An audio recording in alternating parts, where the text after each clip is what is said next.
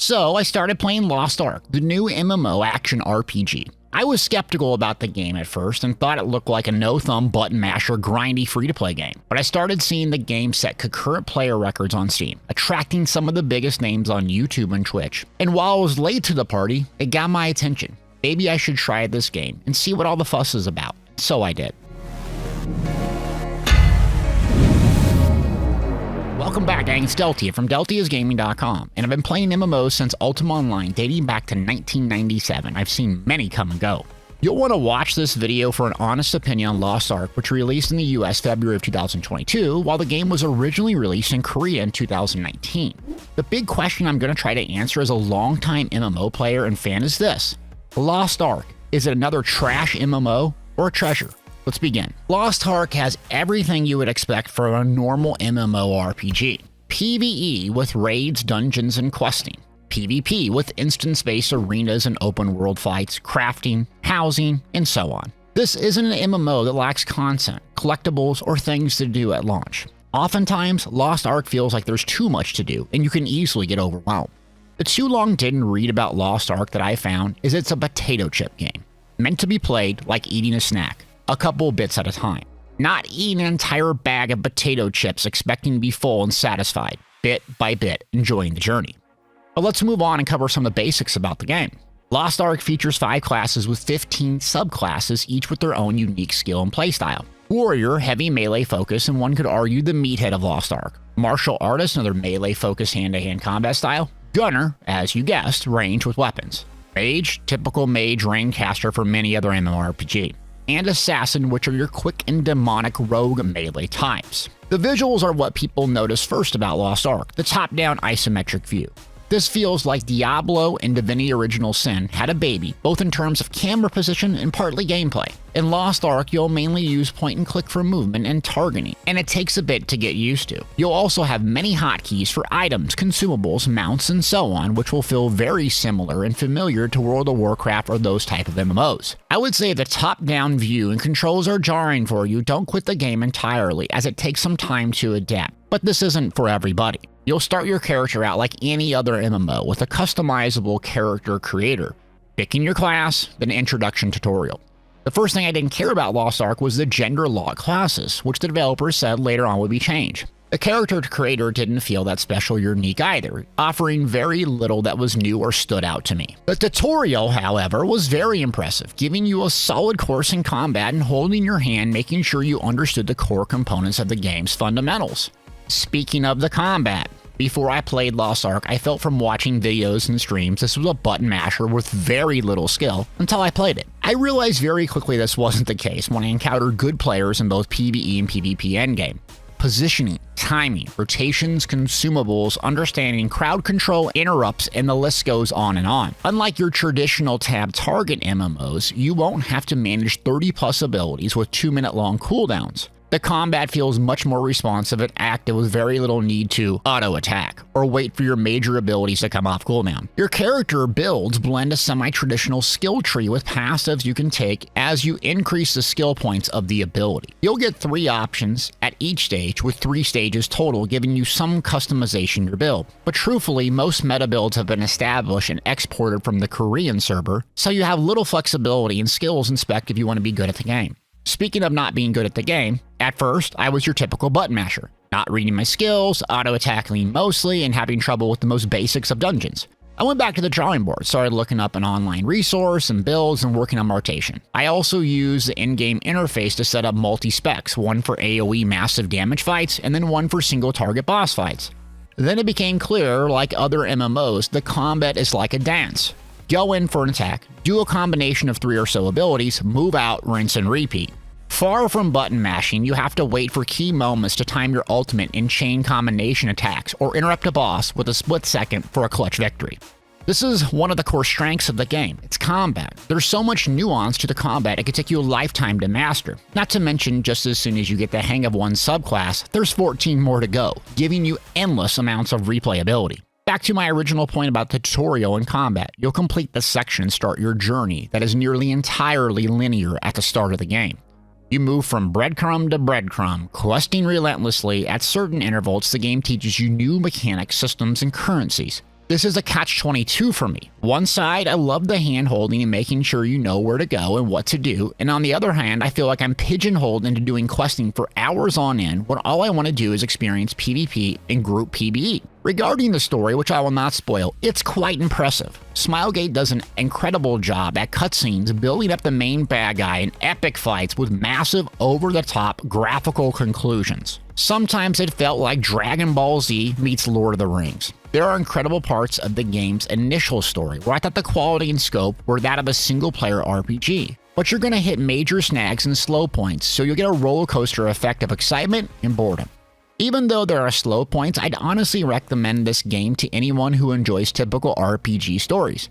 But ultimately, I truly miss the freedom, exploration, and choices of other MMOs like Elder Scrolls Online or Star Wars Republic, which allowed you to explore at your own pace and do activities outside of questing for hours on end. But don't worry, it gets better. Much better. Once you reach level 26 and complete some of the basic story elements, you can compete in PvP, instance-based combat, 3v3 arenas, or team elimination. And this is where the game truly shines. It's a competitive environment, meaning even at level 26, you get access to all the skills that other players have, and gear isn't a factor. Let me say that again. There isn't any gear. Power level, gear cap, nothing that affects your performance other than your ability and competence in the game. This feels like the potential for esport quality PvP, though it's not going to be for everybody. The PvP in Lost Ark centers around constant crowd control, movement, angles, and geometry. You have no real heal per se, only shields. Thus, each teammate will need to peel, defend, and help their team, otherwise you get dunked on. I got sucked into PvP at level 26. In fact, I pretty much stopped what I was doing because I liked PvP so much I couldn't get enough of it. Typically, I was the weak link on my team, but I didn't care. I was learning, competing, having fun. Moreover, I didn't have to spend 1,000 hours to farm gear. The queues were instant, and the game has such a robust population, you never fought the same person twice. Need I go on? This is exactly what I'm looking for in a PvP game. Though Lost Ark's PvP isn't perfect. You're constantly stun locked, there's some imbalance in classes which exist in any MMO, but the pros outweigh the cons. Immediately my content creator brain was thinking of countless PvP guides and I started writing notes down. That's when I knew I would play Lost Ark going forward. Maybe not as my main game, but the PvP to me is worth the time investment from a fun perspective and a content creator's perspective. But you may not love PvP as I do, so what about the PvE? Oh boy, there's a lot. As you continue to progress, you reach soft cap level 50 with a hard cap of level 60. Again, the game slowly introduces you to systems, one being gear. It's a vertical progression system similar to Destiny 2 with Gear Store. You start slowly using materials collected from questing and PvE activities to upgrade your character's armor, increasing your power level and allowing you to do more challenging content. You have a lot to do. Some of the basics are Chaos Dungeons, which are massive AoE mob grinds, think Diablo here. Abyssal Dungeons, with your typical dungeons with mechanics and 4 players, and are quite impressive for an isometric game, but are much quicker than your typical MMO, raid, or trial. Cube, which is a solo PvE environment trying to clear mobs and increasing your level for rewards. Guardian raids, which are a bit different, finding one boss in the largest area and killing it with a group. Those are the basic things to do, with countless other activities, progression systems, and seemingly endless amounts of currencies to collect. And this is the major downside to Lost Ark. It's too damn complex. You have 15 plus currencies, progression in your house, your boat, 20 different ways to increase your character's power, ability stones, engravings, gear score, tiers of gear, etc, etc. It's just way too complex. I think of it like Destiny 2. When I started playing in 2017 originally, my gear score or light level was easy to understand and it took time to increase it, but I knew what I had to do.